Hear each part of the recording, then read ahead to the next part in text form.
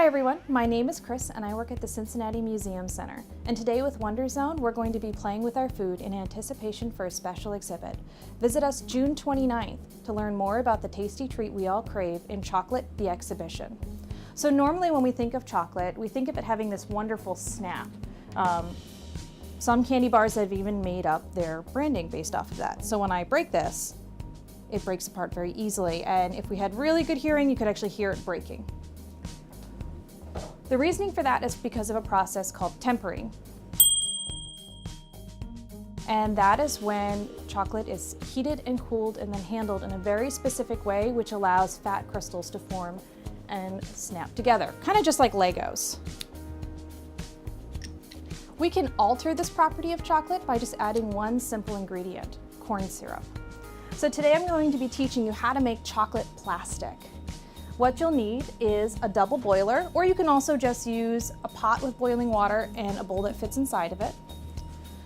You'll want corn syrup, which I have already measured out here, and a bag of semi-sweet chocolate morsels. Now the quantities that I have here, this is an entire 12-ounce bag of chocolate morsels and half a cup of corn syrup. And first thing that we're going to want to do is carefully place the double boiler bowl inside the boiling water. Now, if you're doing this, you want to make sure that you have a parent with you to help you because this is extremely hot and dangerous. We're going to be adding our chocolate morsels.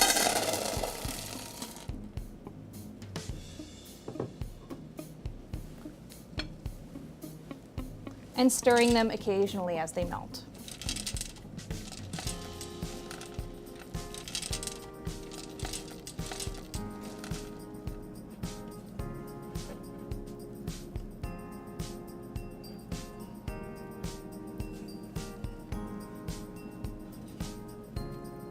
So you're going to want to keep stirring the chocolate until it's melted and creamy. And when you don't see any more lumps, turn the heat off. The nice thing about using a double boiler is because we're using indirect heat, you're not going to burn the chocolate.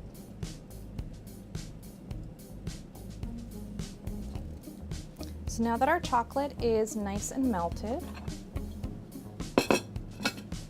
I'm actually going to remove it from the double boiler, and this step you have to be really careful with because there's lots of steam built up underneath the pot. So when you remove it, you could potentially hurt your hands with the steam.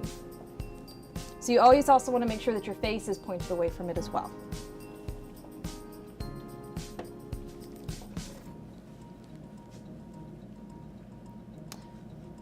And my chocolate is looking really good, and what I'm going to do is slowly add my half a cup of corn syrup. If I add it too quickly, it's not going to thoroughly mix, and I'm just going to end up creating a lot more work for myself than I need to. So just a little bit at a time.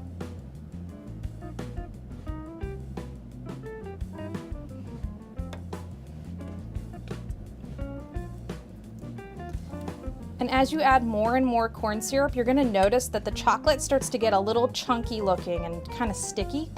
Don't panic. That is exactly what's supposed to happen. Just keep stirring it and really getting that corn syrup to thoroughly melt into the chocolate. Because remember, we're using the corn syrup to allow the fat crystals to slide instead of snap. After you've added the last bit of corn syrup into your chocolate, again, keep mixing it, but you're going to notice that it starts pulling away from the pan. That is exactly what you want. And the reason it's happening, why that's pulling away from the pan, is because the corn syrup, as I've mentioned, is lubricating those fat crystals, it's pushing them out, and they're almost acting like a resist layer on the chocolate. Think of it kind of like Teflon.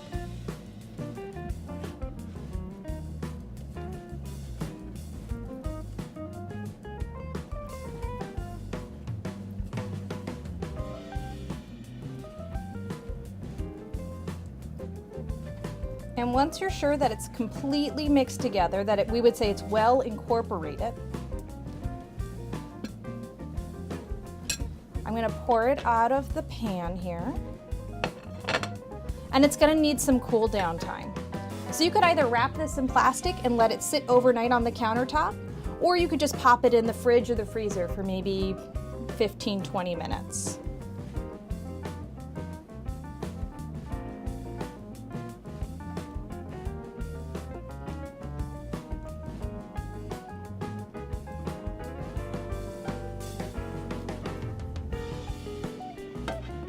And after it's cooled down, you'll end up with a product like this. It's kind of like a homemade Tootsie Roll. This chocolate doesn't snap anymore. It has lots of plasticity. So thanks for joining us for Wonder Zone, and stay tuned for more videos. And don't forget to visit us on June 29th, where you can see Chocolate the Exhibition in person.